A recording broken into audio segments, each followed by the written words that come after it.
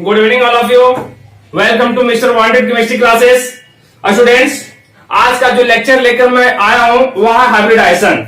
Hybridisation एक ऐसा portion है कि हर एक एग्जाम में ये पूछी जाती है। आपका 12th में ये 3 या 4 मार्क्स फिक्स है। 12th में ये 3 या 4 मार्क्स फिक्स है। और कहने का मतलब अदर कॉम्पिटिशन में, जैसे कहने का मतलब वेस्ट बंगाल हो गया, वेस्ट बंगाल हो गया, झारखंड कंबाइंड हो गया, IIT हो गया, AIEEE हो गया, जितने भी सारे कॉम्पिटेटिव एग्जाम है आपका है कि एनी हाउ 3 या 4 मार्क्स पूछेगा। और उसमें आपको समय बचाने के लिए मैं एक ऐसा हाइब्रिडाइजेशन का ट्रिक आप लोगों को देने जा रहा हूं कि सेकंडों में बनेगा। सेकंडों में दुनिया की कोई भी हाइब्रिडाइजेशन पूछे तो बस मेरा ट्रिक अप्लाई कीजिएगा, सेकंडों में देखते ही जवाब दे दीजिएगा।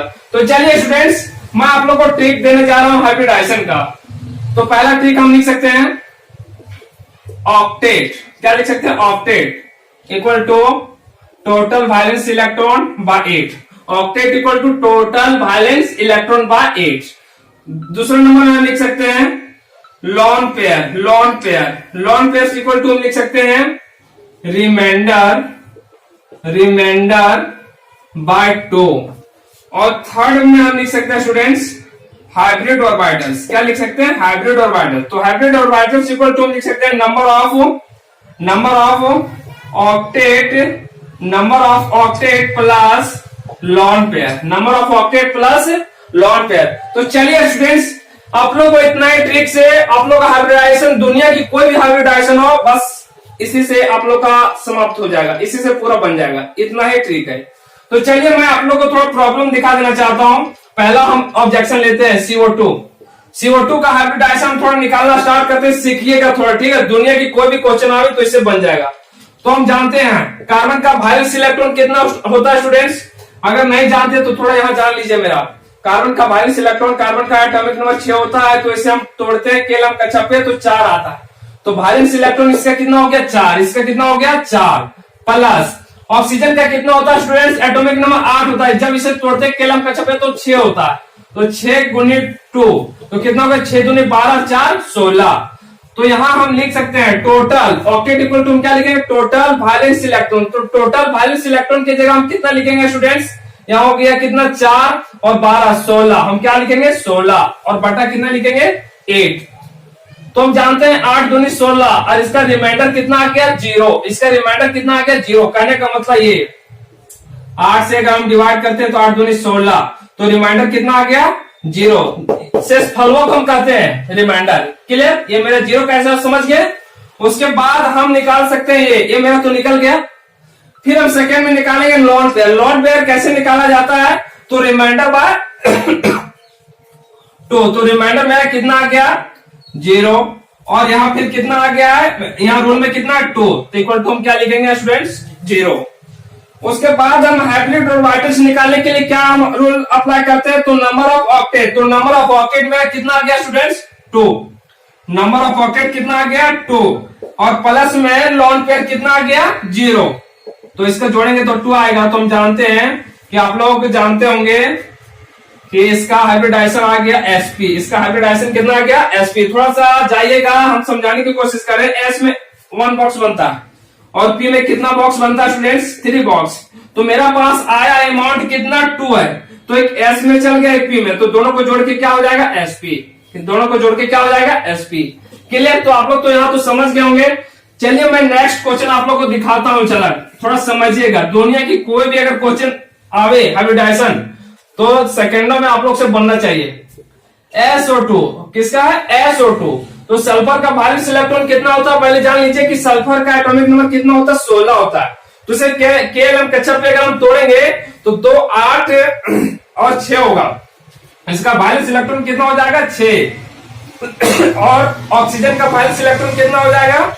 6। इसका भी हो जाएगा। तो 6 दूनी 12, 12 और 6 कितना हो गया स्टूडेंट्स? 18। इसका टोटल वैलेंस इलेक्ट्रॉन कितना आ गया? 18। और बटा में कितना है? 8 है। जब इसे हम डिवाइड करेंगे तो 8 दूनी 16, शेषफल आ जाएगा 2। भागफल आया 2 और शेषफल आ गया कितना? 2। चलिए मेरा ये ऑक्टेट मतलब टोटल वैलेंस इलेक्ट्रॉन निकल गया। दूसरा में हम बता रहे हैं स्टूडेंट्स, दूसरा रोल बता रहे हैं कि लॉन पेयर कैसे निकालते हैं हम? तो रिमाइंडर बाय 2। तो रिमाइंडर मेरा कितना आ गया? 2। और यहां मेरा भी कितना रूल में है? 2। अब दोनों काट के कितना आ गया? 1। तो हम ये मेरा निकल गया लॉन पेयर्स। ये क्या निकल गया? Lawn pairs. अब मेरा हाइब्रिड ऑर्बिटल्स निकालने के लिए क्या ट्रिक दिए है? तो नंबर ऑफ ऑक्टेट, तो number of octet equal to कितना है मेरा? 2 है। और लॉन पेयर कितना निकल गया स्टूडेंट्स? लॉन पेयर कितना निकल गया? 1। तो हम जोड़ेंगे तो कितना आ गया? 3। तो हम जानते हैं स्टूडेंट्स एस में कितना बॉक्स बनता है? 1, और पी में कितना बनता है? 3, और डी में कितना बनता है? 5। डी में कितना बनता है? 5। डी में 5 बनता है। 1 2 3 4 5। तो मेरा आया कितना? एस पी और पी। तो हम लिखेंगे इसका हाइब्रिडाइजेशन कितना स्टूडेंट्स? sp2। SO2 का हाइब्रिडाइजेशन कितना आ गया? sp2। क्लियर? चलिए मैं आप लोग को झलक एक और दिखाता हूं। आप लोग ट्रिक हम जो दिए हैं वही ट्रिक पे चलिएगा, तो आपका कहीं से भी क्वेश्चन नहीं छोड़ना चाहिए। एक NO2 का हम आप लोग को दिखाते हैं। N नाइट्रोजन का एटॉमिक नंबर पहले जान लीजिए 7 होता है। कितना होता है? 7 होता है। तो इसका वैलेंस इलेक्ट्रॉन कितना हो जाएगा? 5 हो जाएगा। 5 कैसे हुआ सो पता चला? क्योंकि केल हम कक्षा पे जाके तोड़ते हैं ना, तो इसका 2 और 5 है, तो 5 आया वैलेंस इलेक्ट्रॉन, तो 5 लिख दिए प्लस। ऑक्सीजन का वैलेंस इलेक्ट्रॉन कितना होता है? 6 होता है। क्यों? क्योंकि ऑक्सीजन का एटॉमिक नंबर 8 होता है, तो हम जिसे केल हम कक्षा पे तोड़ते हैं तो 2 और 6 होता है। तो इसका 6 और गुणने में कितना स्टूडेंट्स? 2 है। अब 6 दूनी 12 और 5 कितना हो गया? 12 और 5 17। और अगर प्लस रहेगा तो घटा देते हैं, और माइनस रहता है तो जोड़ देते हैं। कहने मतलब प्लस रहता है तो घटा देते हैं, और माइनस रहता है तो जोड़ देते हैं। लेकिन यहाँ प्लस है तो कितना प्लस है? 1 प्लस है, तो 12 और 5 17 में 1 घटा देना है, तो कितना बचा? 16। कितना बचा? 16। ये ट्रिक पे टोटल वैलेंस इलेक्ट्रॉन मेरा कितना निकल गया? 16। और रूल कितना है? 8। तो 8 है तो 8 दूनी 16 इक्वल टू 0। रिमाइंडर मेरा कितना आ गया? 0। और ये मेरा निकल गया ऑक्टेट। और लॉन पेयर्स निकालने के लिए क्या करना पड़ेगा? लॉन पेयर्स निकालने के लिए क्या करना पड़ता है? रिमाइंडर मेरा कितना आ गया स्टूडेंट्स? 0। और मेरा रूल में क्या है? 2 इक्वल टू मेरा 0। अब कहने का मतलब ये मेरा लॉन पेयर्स निकल गया। अब हाइब्रिड ऑर्बिटल्स निकालने के लिए क्या करना पड़ता है स्टूडेंट्स? Number of octet. तो number of octet equal to मेरा कितना स्टूडेंट्स? 2। और लॉन पेयर मेरा कितना आ गया? 0। तो मेरा 2 आ गया। तो हम जानते हैं NO2 प्लस का हाइब्रिडाइजेशन क्या आ जाएगा? sp। NO2 प्लस का क्या आ जाएगा? sp। चलिए मैं एक एग्जांपल और दिखाता हूं। आप लोग थोड़ा आराम से वीडियो को देखिएगा। अगर शुरू से देख रहे हैं तो अंत भी कीजिएगा। मैं एक एग्जांपल और चलता हूं। SF4। तो सल्फर का टोटल वैलेंस इलेक्ट्रॉन पहले निकालिए। सल्फर A पूरा का SF4 का। तो हम जानते हैं सल्फर का एटॉमिक नंबर कितना होता है? 16 होता है। सल्फर का एटॉमिक नंबर कितना होता है? 16 होता है। जैसे वैलेंस इलेक्ट्रॉन कितना होता है? 6 होता है। 2 8 286 6 आया इसका वैलेंस इलेक्ट्रॉन।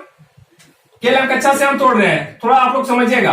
अब फ्लोरीन का एटॉमिक नंबर 9 होता है, तो इसका वैलेंस इलेक्ट्रॉन कितना होगा? 7। और गुने में कितना है? 4। तो 7 चौके 28 और 2 30, 30 और 4 34। मतलब इसका टोटल वैलेंस इलेक्ट्रॉन कितना निकल गया स्टूडेंट्स? 34।